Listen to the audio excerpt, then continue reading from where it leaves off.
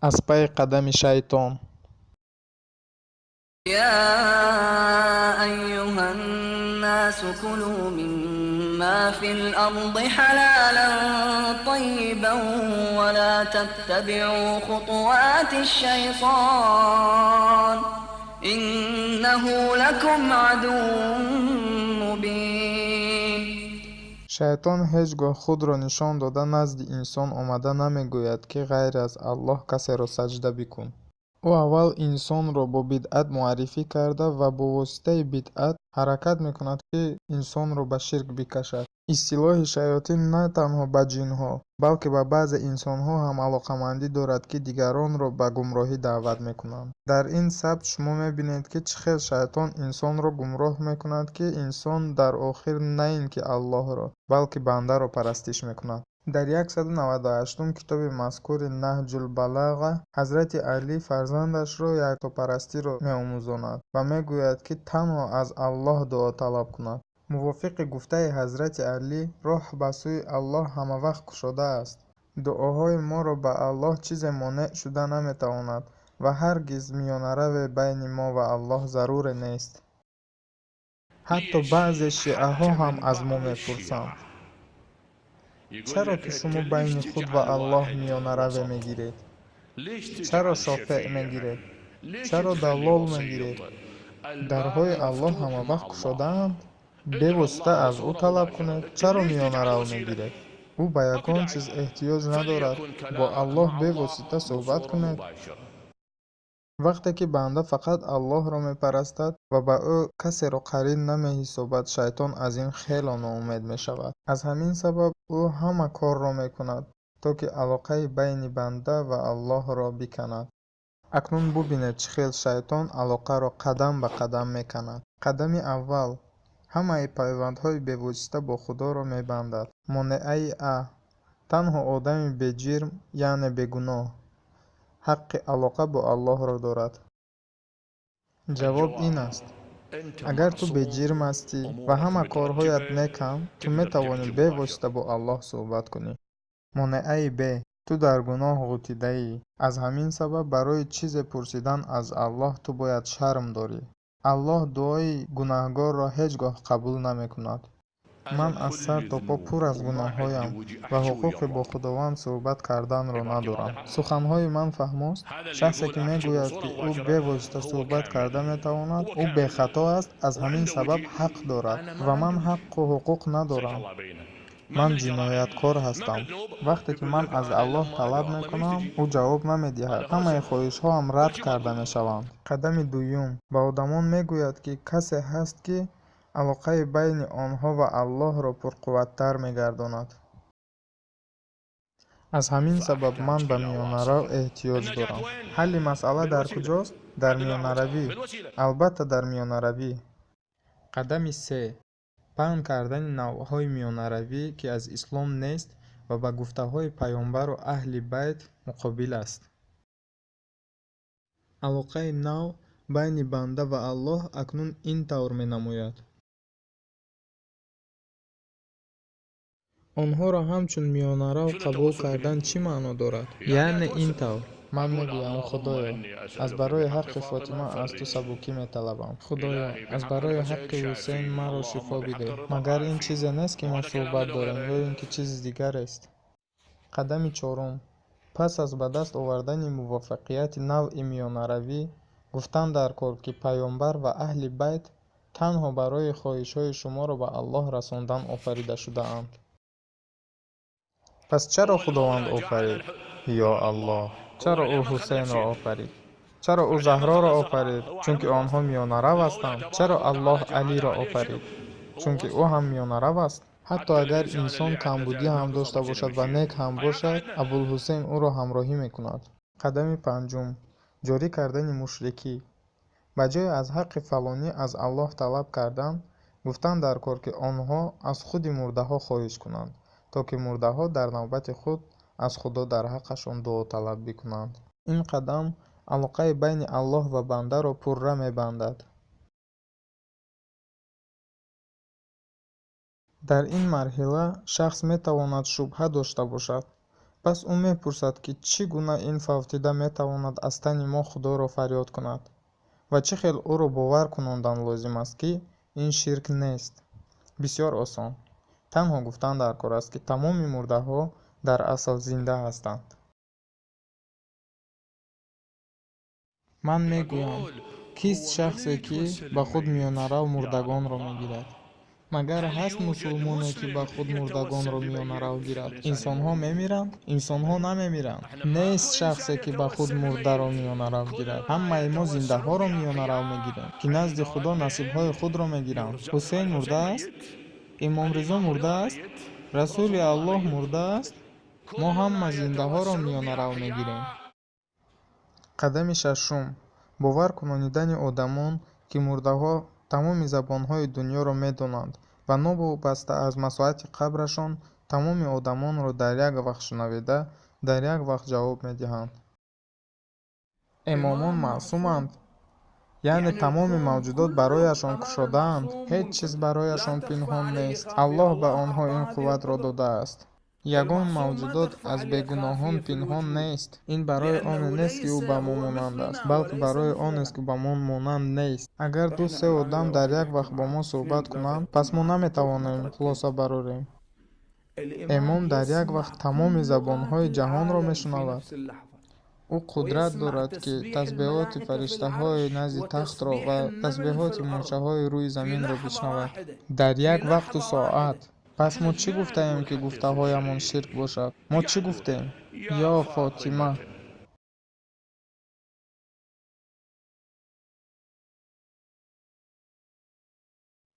Эй Фотима! Эй нури паёнбар! Эй духтари паёнбар! Эй хонуми мо! Магар мо ҳамин тавр дуо намекунем? Мо туро миёнарав мегирем. Мо рӯямон ба ту гардонда шудааст. Мо туро ба монанди миёнарав гирифтаем ва туро миёни хостаҳоямон мондаем. ғайр аз Аллоҳ касеро қарин сохтан барои шайтон кам аст. ӯ мехоҳад мурдаҳоро бо Аллоҳ иваз кунад. барои ин нақшаҳоро анҷом додан шайтон қадами дигарро пеш мегузорад. қадами ҳафтум: гуфтан дар кор аст, ки Аллоҳ Худои ботакаббур аст ва ҳеҷ вақт дуоҳоямонро намешунавад ва ҷавоб ҳам намедиҳад. ӯ танҳо мурдаҳоро мешунавад. барои ҳамин аз Аллоҳ чизе пурсидан бефоида аст. ман аз инсон ёрӣ металабам. ман аз ӯ мепурсам. аммо ман медонам, ки вақте ки ман назди ӯ биравам, ӯ ба ман намедиҳад чизе, ки ман мехоҳам. дар ин ҳолат ман каси дигареро мефиристам. ман мегӯям амак, ӯ ба ман намедиҳад. ту метавонӣ бо ӯ гап занӣ, дар ҳоле ки ӯ розӣ нест то ба ман бидиҳад. ин роҳи аввал аст. ман назди Ризо меравам ва мегӯям: эй Абу Муҳаммад, бо Аллоҳ гап зан ва ӯро розӣ кунам. иҷозат диҳед бигӯям. ин дар ҳақиқат мушкилотест. Аллоҳ бо ин наметавонад ба касе зарар бирасонад. ӯ ҳам охир инсон аст. ӯ ҳам хоҳиш дорад. вале Аллоҳ баъзан вақт якравӣ мекунад ва вақте ки аз ӯ чизеро талаб бикунам ва ӯ ба ман чизи дигаре медиҳад. ба ҳар ҳол бо ин Аллоҳ ба касе зарар намерасонад. акнун шайтон Худои якраверо, ки дуои бегунаро ҳеҷ гоҳ қабул намекунад, қариб ки аз байн бурд, ғайр аз тавсияҳои мурдагон. вале бандаро бехудо мондан номумкин аст. қадами ҳаштум: ҷойнишини Аллоҳро ёфтан дар кор. ман ба шумо гуфтам, онҳо намедонанд, ки имом чӣ маъно дорад. вақте ки мо дохили мақбара мешавем, вақте ки мо дуо мекунем ва вақте ки аз ӯ эҳтиёҷҳои шахсӣ ва умумиамонро талаб мекунем, бо ин тариқ, яъне имоме ки тамоми мавҷудот дар дасти ӯст, наздаш дохил мешавӣ ва оне ки тамоми ҳастӣ дар дасташ аст ва агар ӯ ба чизе бигӯяд бишав ва иҷро хоҳад шуд. пас ана чӣ маъно доштааст имом аз нигоҳи шиа? рақиби Аллоҳ. қадами нуҳум: Аллоҳро бо мурдагон иваз кардан. азбаски мо ҷонишини Аллоҳро дорем, вақти он расидааст, ки аз ӯ халос шавем. роҳи дуюм хело чуқур аст. вақте ки ман медонам ки умуман чизе ба ман намедиҳад. ман назди имом меравам ва ба ӯ чӣ мегӯям? Ман мегӯям: ман инро аз ту металабам. вақте ки ман медонам ва боварӣ дорам ки ман ҷинояткор ҳастам ва ман ҳуқуқи бо Аллоҳ суҳбат карданро надорам, чӣ мегӯям ман? Мегӯям: Абулҳусейн, ман инро аз ту мехоҳам. Абулҳусейн, ман инро аз ту мехоҳам. акнун биёед ҳусейниятро аз дарун тамошо мекунем ва мебинем ки чӣ хел шиаҳо аз имомҳо хоҳишҳояшонро талаб мекунанд. боре ман Ризо салавотуллоҳи ва салому алайҳиро зиёрат кардам.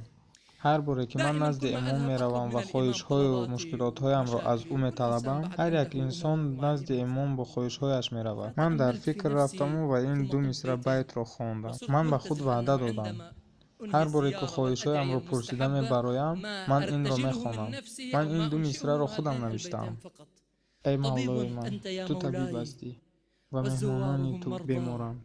ای مولای من، تو طبیب هستی و مهمانان تو بیمارند و غیر از تو کسی نیست که آنها را طبابت کرده بتواند. ما به زیارت اینجا آمدیم تا که از موسی ابن جعفر و امام محمد الجواد برکت بگیریم، تا که آنها نیازهایمان را اجرا کنند و بیماریمان را شفا دهند و کسانی که از ما خواستند برایشان دعا گوییم. و بغداد نزد موسی ابن جعفر برای شفای بیماریمان و اجرا کردن نیازهایمان آمدیم. ما هر باره که به زیارت می‌آییم همین طور می‌کنیم. در عین زمان این هم سیر است که ما با پررگی احتیاج داریم. ما از او کمک می‌طلبیم و تنها به سوی او نگریسته از او طلب کمک می‌کنیم. وقتی که ما یا زهرا گفته فریاد می‌زنیم، از طرف دری که کمک می‌براید رویمان را به همان طرف می‌گردانیم. با امام کف در دستش امشب به بالای سینه‌های بیماران و مؤمنان گذاشت. به بالای سینه‌های هیجان‌آمیز و غمگین‌ها بگذار تا که غم و اندوه از آنها گم شود، اگر با خواست الله باشد. و سینه‌های بیماران بگذار، خواهش‌هایشان را اجرا بکن و کارهایشان را آسان بگردان اگر این را الله بخواهد. در سینه‌های رنجورها بگذار تا رنجشان دور شود و غصه را از او دور بکن. کفت را به سینه هر کسی که مشکلی دارد بگذار تا که آسان گردد. یا علی، ای علی، شیعه‌های تو در وضعیت دشوارند. ای علی، ما غیر از تو پناهگری نداریم. یا علی، ما غیر تو کسی را نداریم که از او کمک طلب کنیم. یا علی، یا علی، غیر از نزد تو ما جای نداریم که خود را محافظت کنیم. بنده هایت که نزد تو آمدند ناامید نکن، بنده هایت را رد مکن. یا علی. الذي خلقني فهو يهدين والذي هو يطعمني ويسقين وإذا مرضت فهو يشفين والذي يميتني ثم يحيين. ای شیعه‌های جهان، بیدار شوید. بس از گوش کردن این شیطان‌ها. آنها می‌خواهند شما را همراه خود به جهنم بکشند. اگر آنها برای زیارت قبرها این را خواهند، بهتر است که زیارت مکنید. حسین را زیارت نکنید. این نیت آنهاست. آنها را میانه‌رو نگیرید. رضا را به خود میانه‌رو نگیرید. حسین را به خود میانه‌رو نگیرید، چون که این شرک است. اعوذ بالله من الشیطان الرجیم. فرق نیست که شیطان‌ها از میان آخوندهای شیعه چقدر داد میزنند تا که شرک را در میان خلق پهن کنند. آنی که به ما فرمان داد که پای به جای قدم شیطان مگذارید، این چنین به ما گفته است: فقاتلوا اولیاء الشیطان ان کید الشیطان کان ضعیفا. وقتی آن رسیده است که فتنه شیطان‌های سلح‌پوش‌ها را آشکار کنیم. شبهه اول شیطان. ҷавоб ин аст: агар ту беҷирм ҳастӣ ва ҳама корҳоят неканд, ту метавонӣ бевосита бо Аллоҳ суҳбат кунӣ. Аллоҳи бузург дар Қуръон ин тариқ шартҳо нагузоштааст. Дар китоби Аллоҳ ягон ояте нест, ки гуфта бошад: агар аз Худо талаби дуо кардан хоҳӣ, ту бояд маъсум бошӣ. Баръакс, оятҳое ҳастанд, ки Аллоҳ ҳатто дуоҳои беимонону бутпарастонро қабул кардааст. فإذا ركبوا في الفلك دعوا الله مخلصين له الدين فلما نجاهم إلى البر إذا هم يشركون. ва боз метавонед сураи Анъом оятҳои 40-41 ва 63-64-ро ҳам бубинед. Шубҳаи дуюми шайтон. ман аз сар то по пур аз гуноҳҳоям ва ҳуқуқи бо Худованд суҳбат карданро надорам. шахсе ки мегӯяд, ки ӯ бевосита суҳбат карда метавонад, ӯ баркамол аст, ӯ бехато аст, аз ҳамин сабаб ҳақ дорад. ман ҷинояткор ҳастам, ман гунаҳгор ҳастам. قل يا عبادي الذين أسرفوا على أنفسهم لا تقنطوا من رحمة الله إن الله يغفر الذنوب جميعا إنه هو الغفور الرحيم. аллоҳ ҳама гуноҳро мебахшад. хуршед наҷот ёфта ва мушкилот ҳал карда шуд. акнун метавонем бевосита аз Аллоҳ бипурсем. аз ҳамин сабаб ман ба миёнарав эҳтиёҷ дорам. ҳалли масъала дар куҷост? дар миёнаравӣ. албатта дар миёнаравӣ.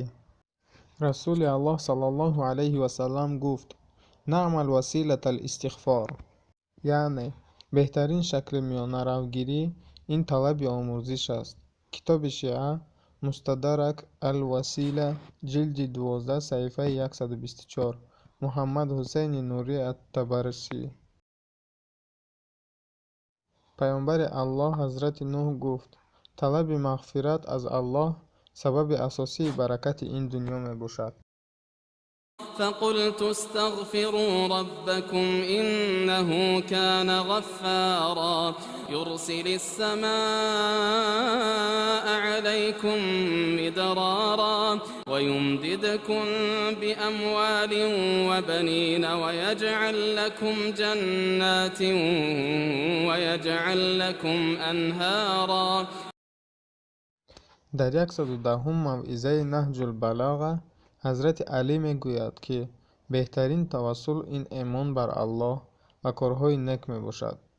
дар асл беҳтарин тавассуле, ки кобанда роҳ ба сӯи Аллоҳро мекобад, ин эмон бар Аллоҳ ва паёмбари ӯст ва ҷиҳод бар роҳи Худо. зеро ин мавзӯи ислом ва каломи самимият аст, зеро ин мафҳуми ҷомеа ва тақводорист. ин додани закот ва вазифаи фарзӣ ва рӯзаи моҳи Рамазон аст, зеро ки ин сипар дар рӯзи ҷазо мебошад. ва ҳаҷҷу умра ба хонаи Аллоҳ аст, зеро инҳо камбағалиро кам мекунанд ва гуноҳҳоро мешӯянд. ва марҳамат баён кардан, зеро ин афзоиши мулк ва таъхири муҳлат аст. ва садақаи паноҳӣ, чунки гуноҳро паноҳ мекунад. ва садақаи кушода, зеро аз азоби ҷондиҳӣ муҳофизатгар аст. вақте ки ман аз Аллоҳ талаб мекунам, ӯ ҷавоб намедиҳад. وإذا سألك عبادي عني فإني قريب вақте ки ман аз Аллоҳ талаб мекунам, ӯ ҷавоб намедиҳад. أجيب دعوة الداع إذا вақте ки دعان ман аз Аллоҳ талаб мекунам, ӯ ҷавоб намедиҳад. أجيب دعوة الداع إذا دعان فليستجيبوا لي وليؤمنوا بي لعلهم يرشدون. шубҳаи сеюми шайтон. чаро Аллоҳ Фотима, Ҳусейн ва Алиро офарид? пас чаро Худованд офарид? ё Аллоҳ, чаро ӯ Ҳусейнро офарид? чаро ӯ Заҳроро офарид? чунки онҳо миёнарав ҳастанд. чаро Аллоҳ Алиро офарид? чунки ӯ ҳам миёнарав аст. ҳатто агар инсон камбудӣ ҳам дошта бошад ва нек ҳам бошад, Абулҳусейн ӯро ҳамроҳӣ мекунад. وما خلقت الجن والإنس إلا ليعبدون. чаҳорум шубҳаи шайтон. Инсонҳо мемиранд, инсонҳо намемиранд.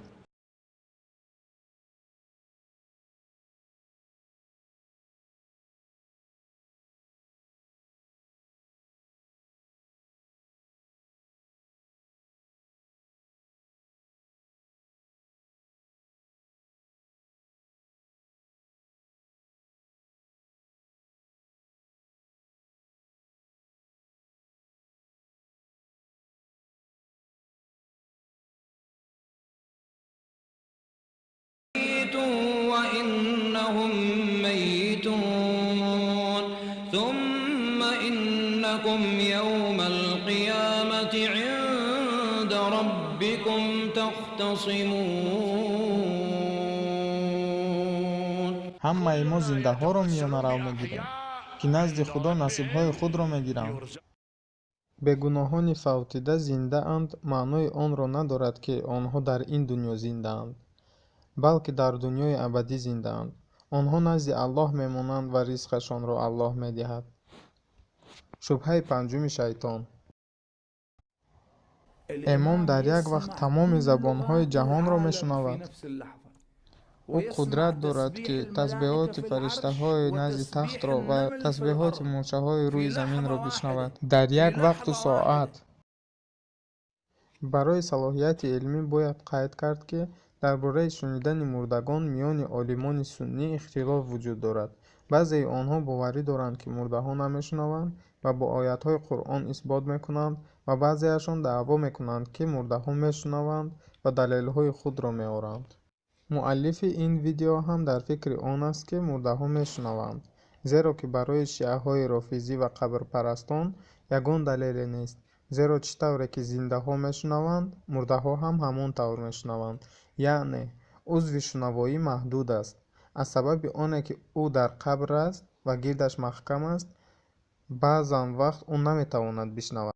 ҳадисе аст аз паёмбар саллаллоҳу алайҳи васалам, ки гуфтанд: назди ман одамоне меоянд, ки ман мешиносам, ва онҳо маро мешиносанд, ва онҳоро аз ҳавз пеш мекунанд, ва ман мегӯям: инҳо саҳобаҳоям ҳастанд. ва ба ман гуфта мешавад: дар асл ту намедонӣ, ки баъд аз ту чӣ кор кардаанд. ривоят аз Бухорӣ. ин ҳадис дар бораи риёкороneст, ки дар вақти паёмбар худро мусулмон мегуфтанд ва пас аз марги паёмбар аз дин рӯ гардондаанд.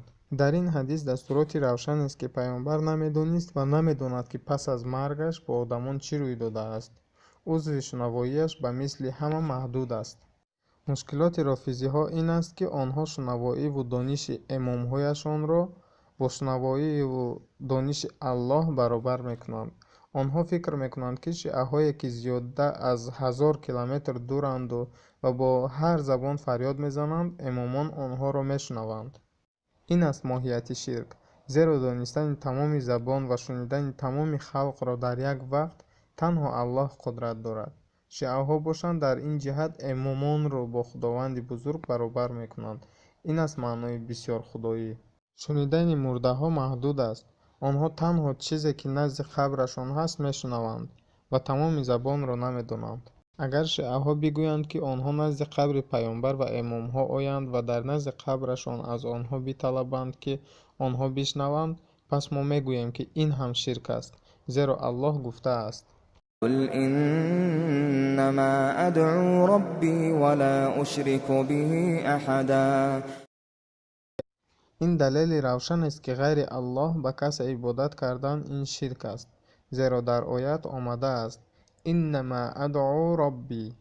маънояш ин аст: ман танҳо худои худро мепарастам. ва идомаи оят ин аст: вала ушрику биҳи аҳадан, ва ба ӯ ҳеҷ якро шарик муқаррар намекунам. ин маънои онро дорад, ки агар инсон танҳо худои худро напарастад, пас ӯ ширк кардааст. барои одами бофаҳм ҳамин қадар далел бас аст.